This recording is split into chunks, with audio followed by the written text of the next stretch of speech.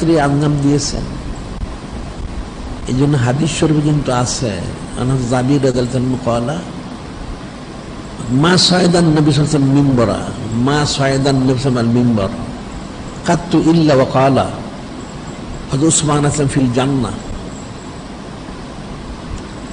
মা সায়দান নবী সাল্লাল্লাহু আলাইহি ওয়াসাল্লাম মিম্বরা, হযরত জাবির রাদিয়াল্লাহু আনহু তিনি বর্ণনা করেন, আমরা যতবার দেখেছি নূরে মুজাসসাম হাবিবুল্লাহ হুজুর পাক সাল্লাল্লাহু আলাইহি ওয়াসাল্লাম তিনি মিম্বর শরীফে তাশরিফ নিয়েছেন, উঠে তিনি বলেছেন হযরত উসমান আলাইহিস সালাম ফিল জান্নাহ,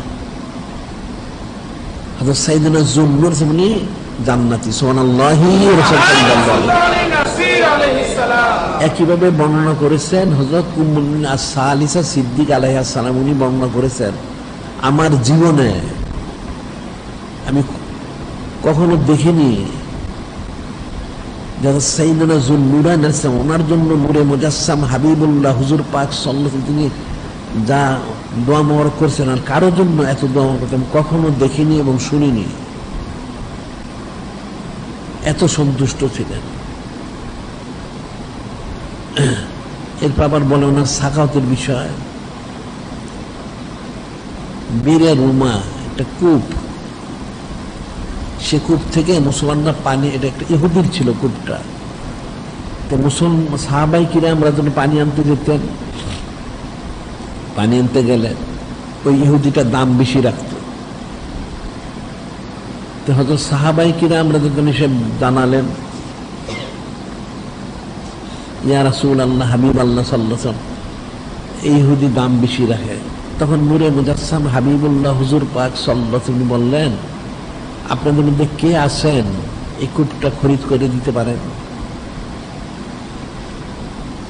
তখন হযরত সাইয়েদনা যুন্নুরাইন আলাইহিস সালাম তিনি ইহুদির কাছে গেলেন, উনি কিছু বললেন না, আস্তে সেই মজলিস থেকে উঠে গেলেন, যে বললেন ইহুদিকে তুমি কূপটা আমার কাছে বিক্রি করে দাও।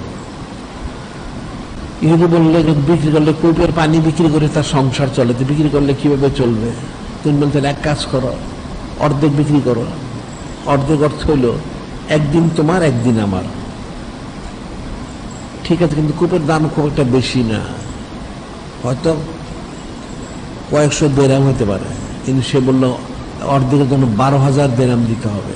12,000 দেরাম। উনি ঠিক আছে, উনি 12,000 দেরাম দিয়ে খরিদ করলেন। একদিন ওনার থাকবে, একদিন তার থাকবে। ওনার দিনে উনি হযরত সমস্ত সাহাবাই কিরাম রাদিয়াল্লাহু আনহুম বললেন, আপনারা কিন্তু ইচ্ছা মতো পানি তুলে নেন, এখানে কোনো পয়সা লাগবে না। সবাই পানি তুলে নিতেন। ইহুদির দিন কেউ যেত না, কয়েকজন সামান্য পয়সা পেত। ইহুদিতে মনে মনে খুব ইয়ে হয়ে গেল, গোসা গেল, কি করা যায়? তখন হযরত সাইয়েদনা যুন্নুরাইন বললেন, ঠিক আছে, তুমি যখন তোমার ব্যবসা চলে না, তাহলে তুমি এক কাজ করে পুরোটা আমাকে বিক্রি করে দাও। কত? তাহলে 12 24। না, 12,000 হবে না, 18,000 দেরাম দিতে হবে। 18,000।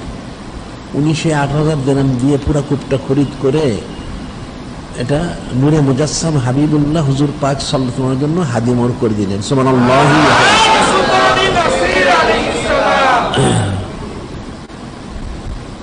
যিনি